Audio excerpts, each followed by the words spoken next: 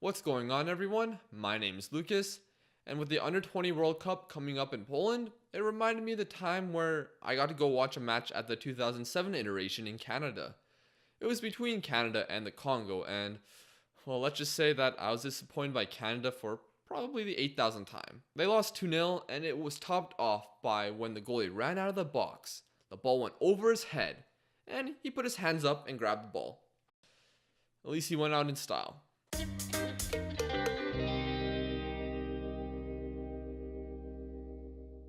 The tournament took place in 6 cities in Canada, and the first match was in Montreal, where Poland played Brazil. Brazil usually are the favorites in these tournaments, but they were shocked by the 17-year-old Grzegorz Krychowiak, who scored a fantastic free kick against them. He ended up having such a fantastic moment, and it was worthy of an opening match. In this match, there were players like Marcelo and David Luiz who played for Brazil, but Poland won the match with 10 men, as they did get a red card, and with only one shot on target, but that was enough. The team that won the tournament was Argentina, who won it in 2005 as well, where they had some unknown guy leading the way called Lionel Messi.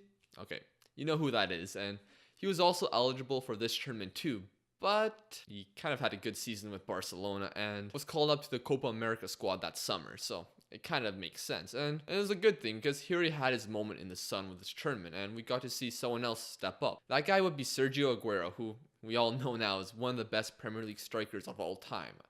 I don't think that's too bold to say that. At the time, he was with Atletico Madrid, and he did play a lot of matches for them, but his strike rate wasn't anything out of this world. But this tournament really was a launch point for him to go on and have a fantastic career, as after this tournament, he would go on and score 19 goals and 8 assists in the next La Liga campaign with Atletico Madrid. However, focusing on this tournament alone, what he did was amazing. I have clear memories of that brace he had against Poland in this tournament, where he had a goal where it was, he just flicks it over his head, over a defender, and just smashes it home. There's a video of it on YouTube, which you should go check out. But being Polish heritage myself, I would not forget the name Aguero anytime soon. In Argentina's group, they did have, on paper, you wouldn't expect many of these teams to be powerhouse in world football, but one of them ended up being a pretty good team in this tournament. They played the Czech Republic, North Korea, and Panama, which it ended up being them in first, Czech Republic second, North Korea third, I believe, and Panama fourth. But there's some weird third place playoff rule in these Under-20 World Cup tournaments where the best third place teams end up being able to go to the round of 16, but that wasn't the case for North Korea or Panama. Now, going into the knockout stages, this team would face not too many challenges. They beat Poland 3-1 in the round of 16, defeated Mexico 1-0. They ended up playing Chile, their South American rivals, in what would be a future Copa America final, but that's way down the line. But they ended up smashing them 3-0, where in that match there was some controversy. Refs gave a lot of fouls, and there's a few red cards, I believe, in there as well. And there's the story of Chile literally going to the referee and close to ambushing him, and then the police have to separate them, and then the police and the Chile players have fights with each other, and there's a player who gets tasered, and it's a big mess. I don't know the full picture, but I'll leave an article in the description if you want to know more about it, because it is kind of crazy. Now, they would meet Czech Republic in the final. The team I mentioned were in their group. Czech Republic, they defeated Japan in penalties, Spain in penalties. They also defeated Austria 2-0, who was in Canada's group earlier in the tournament. Let's not talk about that. The final would be set in Toronto, where Argentina played Czech Republic. I looked back at the Czech Republic lineup to see if there were any names I would recognize or who were doing decent in a big European league, but there's literally no one I recognize. It's kind of crazy and a little sad to see. In reality, the only player I remember from that tournament is Petra, and it's not because of him being a fantastic footballer nowadays. In fact, he is 32 years old, and there isn't any stats of him playing a game in a professional team since 2016.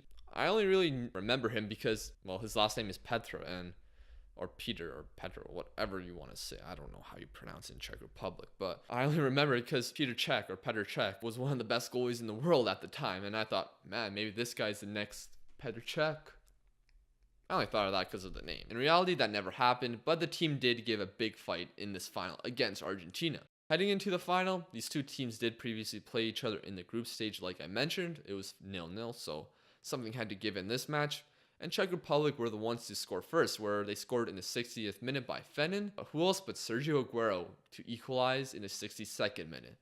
So it was an intense match. Obviously, a World Cup trophy, albeit at the youth level, is still a big achievement for anyone at this age. It would be a guy named Zarate, who some of you may recognize. He now plays in Argentina, but did have an okay career in Europe. He got the winner in the 86th minute, and Argentina would be the winners, lifting the trophy for the second year in a row. Now, Sergio Aguero, 6 goals in the tournament. He won the golden ball, the golden shoe.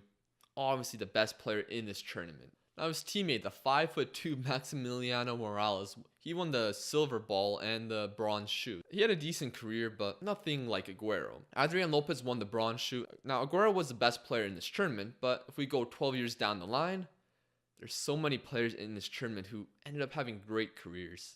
Now, before making this video, I read an article that reminded me of this tournament, and it did mention the big names from this tournament. So that included Aguero, Cavani, Fabio Quintaro, David Luiz, Di Maria, Giovanni Dos Santos, Kagawa, Marcelo, Juan Mata, Pique, Alexis Sanchez, Suarez, Vidal, and Willian. Aguero we already know, but Cavani and Suarez were 2 of the best strikers in the past 5 years and were pillars to this current Uruguay squad. They ended up playing in front of 10,000 people, a pretty small stadium in Burnaby, BC, where they played against Spain, which, like we mentioned, had Pique and Juan Mata. Imagine being able to watch that game and realizing that those 4 players would become fantastic players in 5 to 10 years. Unfortunately for these teams, they did have disappointing exits, with Uruguay losing in the round of 16, and Spain, they did lose in the penalty shootout that we mentioned earlier against the Czech Republic. Now Pique, he had the crucial miss in that shootout, and it is unfortunate for him at the time, but he went on and had a fantastic career and is still doing quite well for himself. Let's mention the bronze medalist Chile. They did win over Austria in that 3rd place match. Now, there were key members in this team that ended up being crucial members in the Copa America in 2015 and 16, where we did see Chile beat Argentina. This included Medel and Isla, along with the mentioned Sanchez and Vidal.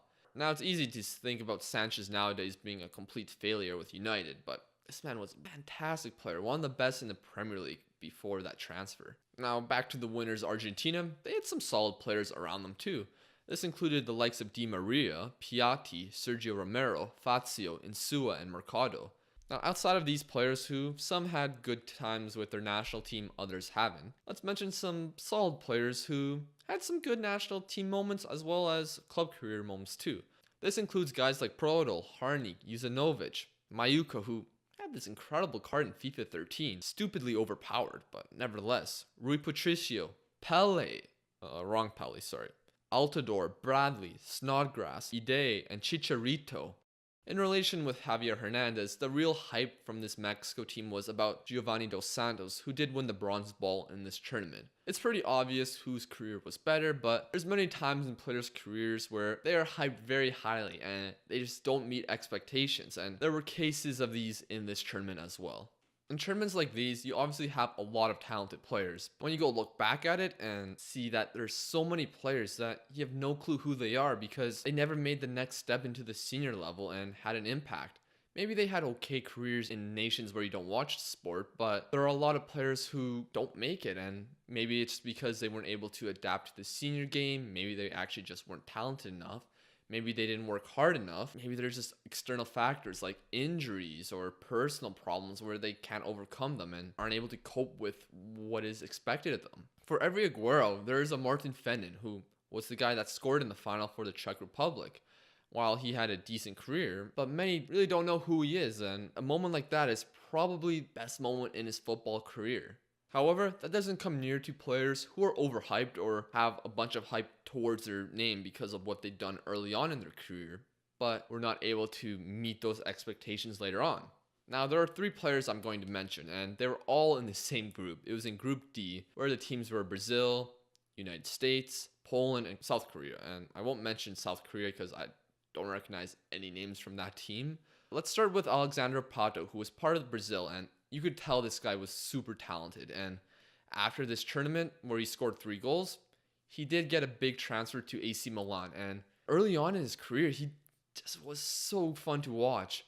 In 117 Serie A matches, he scored 51 goals, and that was all before the age of 24. And in the later part of his time with AC Milan, he did have a lot of injuries, and I'm sure there was other factors that led to what happened later. Unfortunately, he did end up leaving AC Milan and went back to his home of Brazil. You would never really see him reach the same heights. There was a time where he scored, I think, 24 seconds into the game against Barcelona at the Camp Nou. And it's those glimpses where you see this guy is so talented. How come after age 24, he never reached those heights? The prime of a player's career is supposed to be around age 27 to 31. Why couldn't he reach those heights again? Maybe it's pressure, injuries, like things I've mentioned earlier.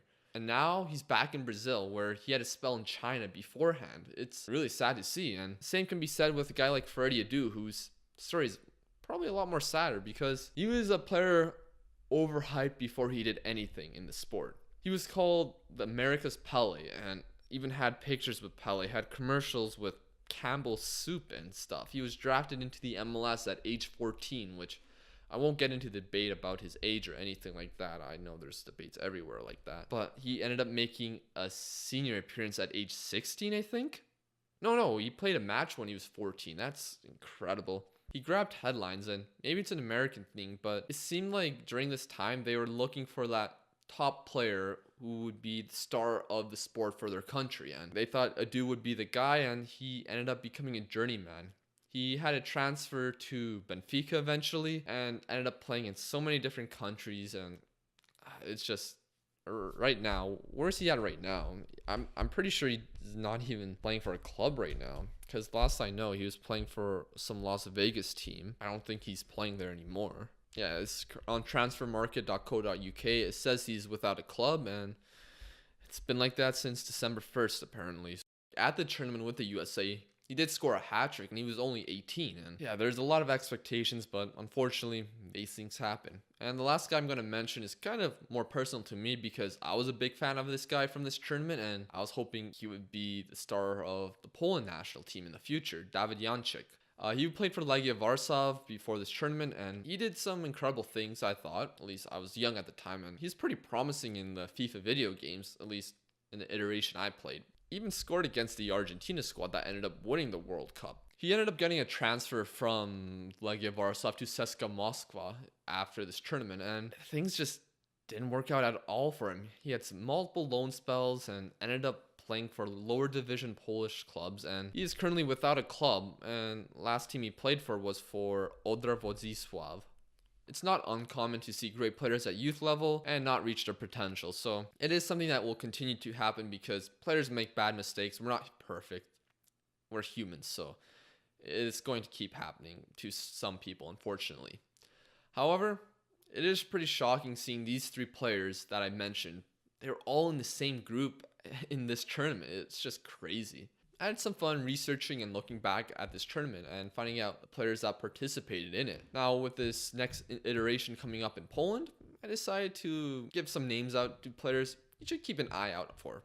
I don't think they're overhyped, maybe one of them are, but they are players that are certainly interesting, and I'll make a prediction on who's going to win it. Pinamonti of Inter, who had a promising loan spell with Frosinone, is another player to keep an eye on for. It'll be interesting to see if he can continue his development in the future years and maybe have a good tournament with Italy, who were runners-up in the Under-19 tournament. Now, the guy that might become overhyped, depending on what happens in this tournament, is Timothy Weah, who is the son of George Weah. Unfortunately, he hasn't had a lot of appearances for his club career. Hopefully that changes in the future seasons. But he is definitely a player I'm a fan of, and hopefully he has a good tournament. Now, France, they have a solid squad. They got the likes of Zagadou, Camara from Marseille, Todibo from Barcelona, Cuisance from Mönchengladbach, Silla from Monaco. I'm sure there's other talented players that I've never heard of and are just ready to take this opportunity. Some have them as favorites in this tournament if you look at some betting sites, but my favorite for this tournament is Portugal. Their team is crazy talented, and 13 of the players in this squad were in the Under-19 Euro winning squad as well. So much talent with guys like Jota and Trincao in this squad, as well as players added to it like Diego Dalot and Rafael Leao. Now, the only player that's missing is João Felix, and it wouldn't surprise me if he gets called up to the senior national team. It'll be interesting to see where some of these players end up 10 years from now, whether they have successful careers or not. And also, hopefully my prediction of Portugal won't look stupid in a month's time. Thanks for watching the video and hope all of you have a great day. Take care.